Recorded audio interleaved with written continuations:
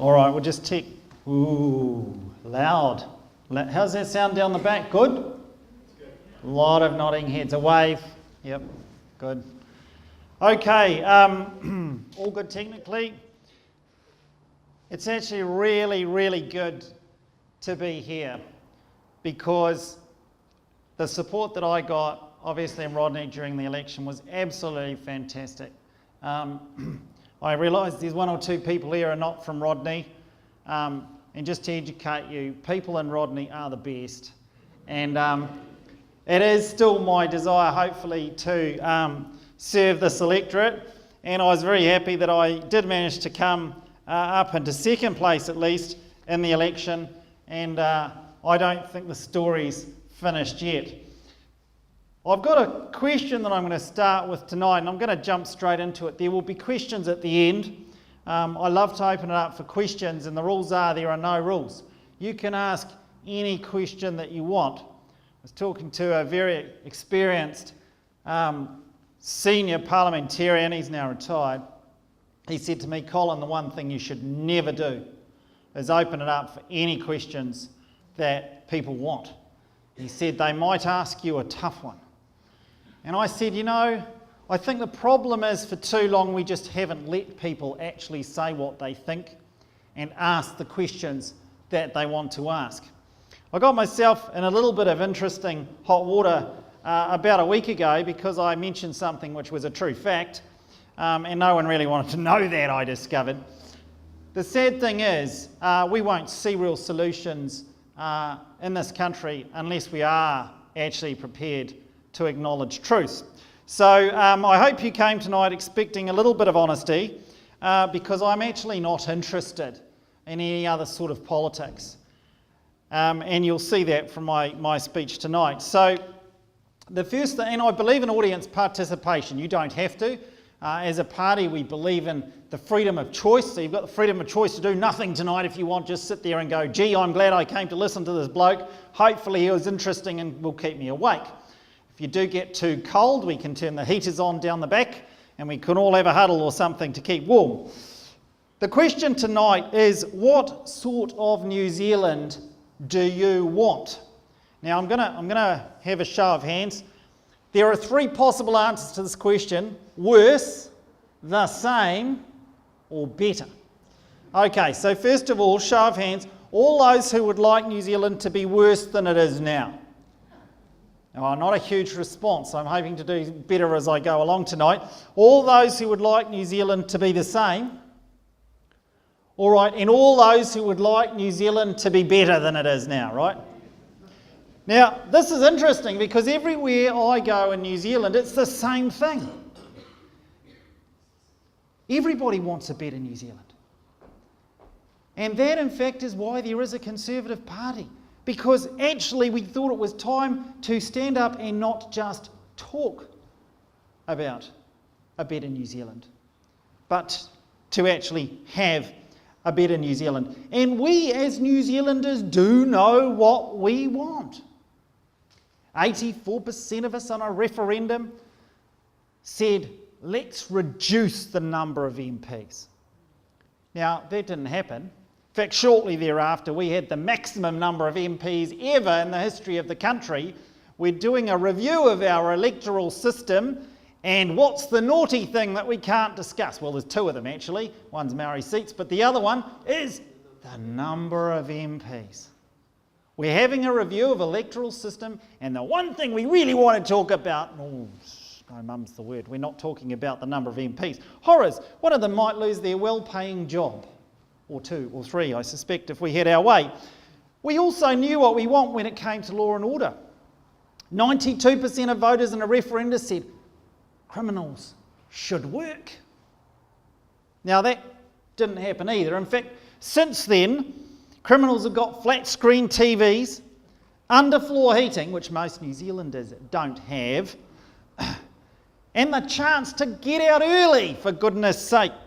Now, I wonder if you realise that if we sent all the criminals in New Zealand on an all-expenses-paid trip to the Hilton Outrigger Resort in Fiji for a year, we'd save $30,000.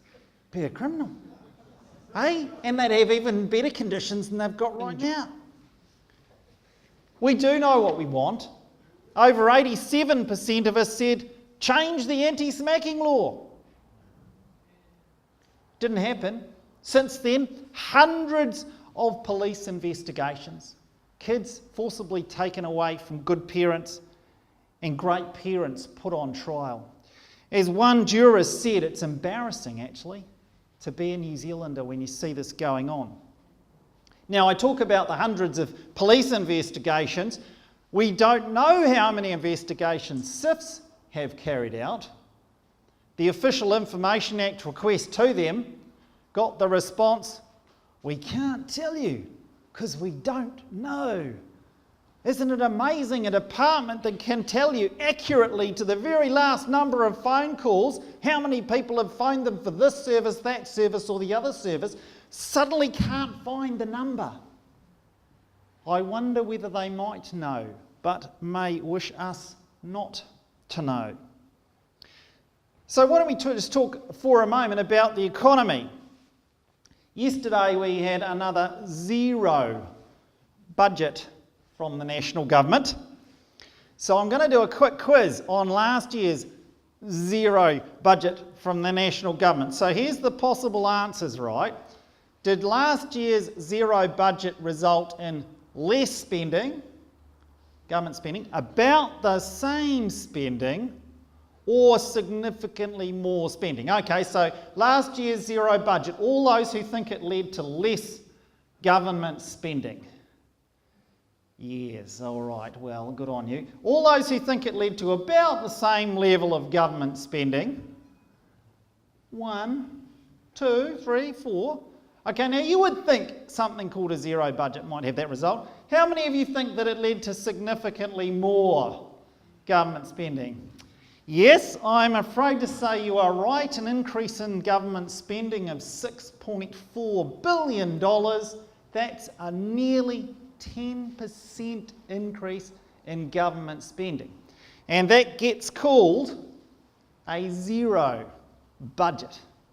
Heck, imagine if they'd actually told us it was going up. What would the result have been? So let's talk about welfare reforms. This has been a bit in the news of late. Now, how many of you have heard the government's going to somehow cut the spending on welfare? Who's heard that around in the media and the lots? See a few waves, heard that around. Now, I'll tell you what is actually happening. Because the government is going to spend an extra $520 million on welfare, and they're estimating that this will lead to a reduction in welfare spending. Now, let me say bluntly this. Increasing government does not lead to reduced costs. Let me say again so we can understand that. Increasing the size of government does not lead to reduced costs. Now, we have heard that line before, of course, that it does. A chap called Rodney a couple of years ago was busy telling us that spending a lot of money in creating a super city and amalgamating Auckland was going to lead to reduced costs. He called it economies of scale. I had a word with Rodney Hyde about this before the amalgamation, and I said, look, Mr. Hyde, I was very respectful, Mr. Hyde, I've looked at all the amalgamations of cities, and actually they all lead to increased costs. And you know what he said to me? He said, Colin, this will be different. We in this country, we're great at believing somehow we're going to beat the odds. Somehow bigger government might reduce costs. Never happened anywhere else. It didn't happen here. I do want to say, to Mr. Hyde's credit, he has since acknowledged that in fact he was wrong on this point, which is pretty good, because usually politicians keep the charade going long after the facts are known. But here are the facts. In the last 25 years in New Zealand, we have run a current account deficit. That means we're in the red, year after year after year. And in that time, the majority of New Zealanders have got poorer. In real terms, they've got poorer year after year after year. 25 years ago, the average New Zealand income earner was better off than the average Australian worker. Now, we are nearly 40% behind. And it's no surprise to me that in the last 12 months, we saw a record number of people leave this country in search of greener pastures. I've got here the latest information from Credit Suisse. Do come in, folks. I'm really sorry we ran out of chairs. Maybe we can just squeeze up along the sides. Now, Credit Suisse, it's a Swiss bank, and they do a lot of international lending. I want to read you some of the names of the top 10. These are the best bets to lend to.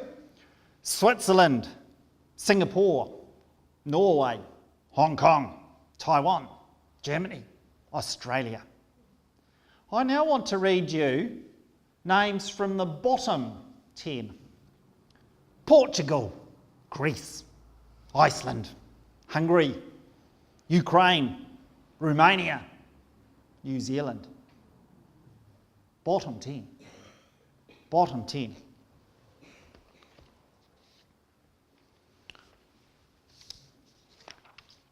Now, the travesty of this is if you've listened to the governments in this country for the last 25 years, they have told us, using our money, how well they are doing. Hey, you listen to them all, they all tell you how well they're doing. The facts are telling a different story. And I say it's time we turned the boat around. It's actually time that we got what we really want in this country. As a nation, we have the hardest working people in the OECD. We have more resources per person than Australia. We have productive land, clean water, a perfect environment for growing things that people want. The barrier to our success is none of those things. The barrier to our success is simply the choices that our leaders have made. So I'm going to, as I said, I like participation. I'm going to give you the chance now to make a few choices. Because we're into solutions. For too long, people, oh yeah, big problem, oh, not much we can do, global financial crisis. Do you know there are some countries that didn't even feel the global financial crisis? They didn't go into recession. Those are the countries we need to be looking at and say, hey, we want to be like you. But instead we're going, well, we're doing better than Greece. I'm going to say marginally. That's not what I don't want to be in the bottom 10. I don't want to look at Portugal, Greece and Ireland and going, yeah, well, we're not as stuffed as they are. Good-o, pat on the back. I want to look at Switzerland, Singapore, Norway, Hong Kong, Germany, Taiwan and Australia, and I want to say we're up with you guys and you're going to have to lift your game if you want to keep ahead of us. And we used to be there. We used to be there.